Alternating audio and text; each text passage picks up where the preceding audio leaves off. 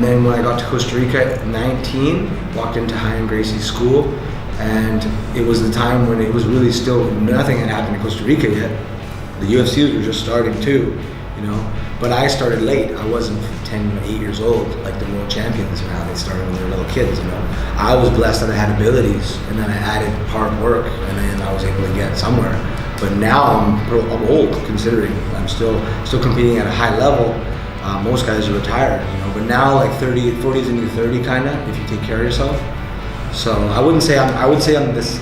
Like, we joke around sometimes at Enzo's, there's some guys that are older than me that have been there longer, and I'm an OG. I'm like, I've been there for a long time, but I still don't look at myself as being like the oldest or the first generation. This guy's way beyond me, you know. Like my friend Alfred that was in here, Ito, he's a black belt. Would submit me with one hand when I was starting, like nothing.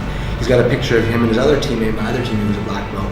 And this is in like 95, and they're doing judo, like throwing each other and submitting. It's been around for a while. It's pretty cool, you know.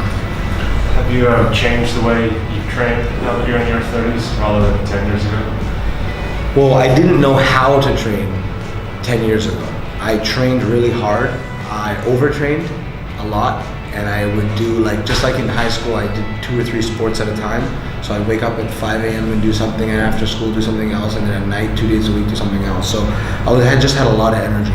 And then when I started training jiu-jitsu, it was like our jiu-jitsu was training to the death. Like, you fight to the death. 10 rounds is like hard-nosed jiu-jitsu. And then I did do a little bit of weights, but we have the best strength and conditioning in Central America. Our coach, our team, we studied outside everywhere. I also studied that strength and conditioning, so I realized the importance of that. That's your gears. I play with people, I train with people, and I can go 1 to 6 gears, and most people have 3 or 4 gears. And then it's like you just kind of just take off. And this is an endurance, you know. So I learned how to train better. I was training before. I would train Monday, Tuesday, Wednesday, Thursday. I'd be dead, and I'd take a break on Friday. And we're talking like Monday 2 or 3 sessions, Tuesday 5 sessions, teaching a couple classes. Like, it's all day long. It's a 9 to 5 job. Now I try to do 2 days on to the death, and then 1 day I need a break, and then 2 days back on. The Russians go 1 and off, 1 on, 1 off. Everyone has different, depends on how it is. And my schedule changed because I was in Costa Rica and I had one type of comfort zone. And then I went for training purposes to Boston. And I was in Boston for almost 2.5, 3 years. In and out of Boston, traveling to Philadelphia, to New York. Had a different regimen, different people, you know. And then I went to New York.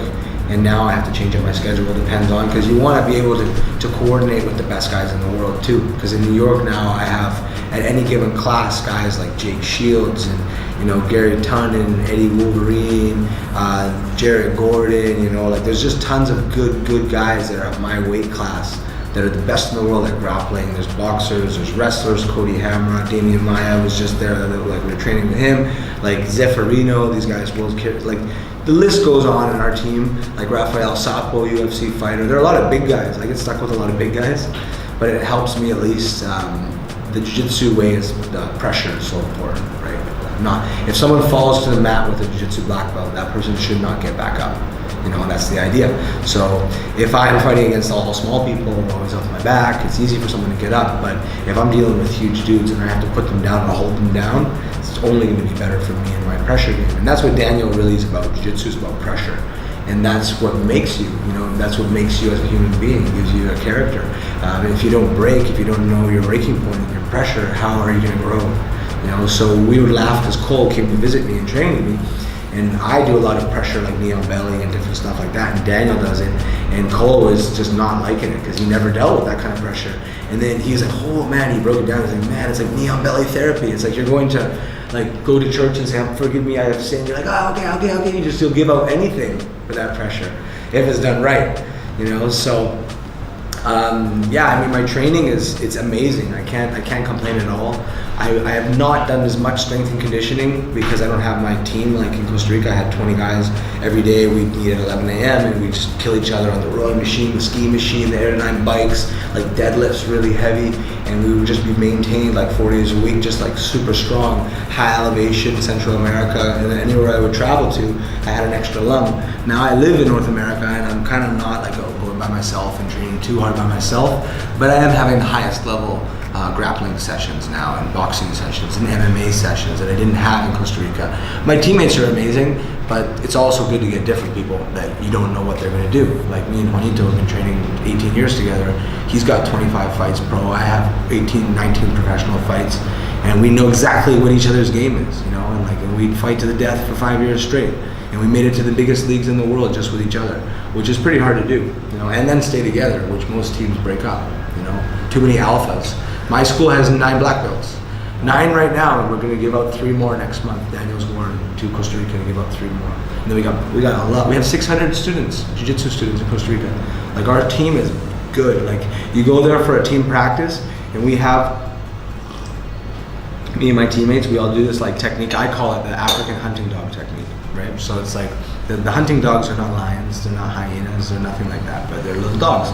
But they'll be working together, like whistling and making different things, and they'll corner and catch like a big prey.